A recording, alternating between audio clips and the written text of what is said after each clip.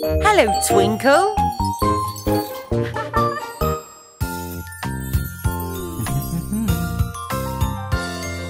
Twinkle und die Waldfreunde haben was gesehen.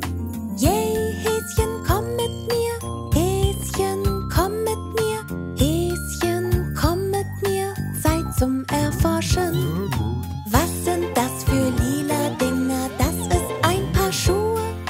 Die gehen an die Füße, die gehen an die Füße, die gehen an die Füße, ja, 1 und 2. Schuhe sind nicht zum Riechen, auch nicht zum Essen. Schuhe helfen beim Rennen, Schuhe helfen beim Rennen, Schuhe helfen beim Rennen. Sie schützen die Füße. Wenn du klein bist wie die Maus, passt du ganz hinein. Maus braucht ein winziges Paar, Maus braucht ein winziges Paar, Maus braucht ein winziges Paar, damit sie rausgehen kann.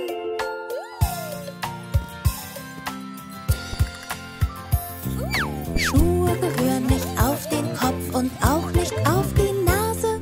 Schuhe gehen an die Füße, Schuhe gehen an die Füße, Schuhe gehen an die Füße und bedecken die Zehen.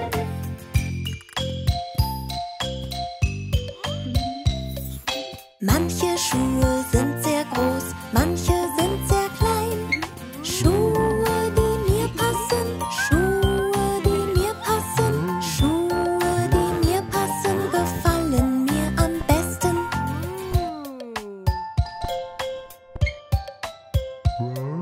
Manche Schuhe quietschen etwas, manche sind lautlos. Manche machen Stampfgeräusche, manche machen Stampfgeräusche, manche machen Stampfgeräusche, wenn sie entlang laufen. Manche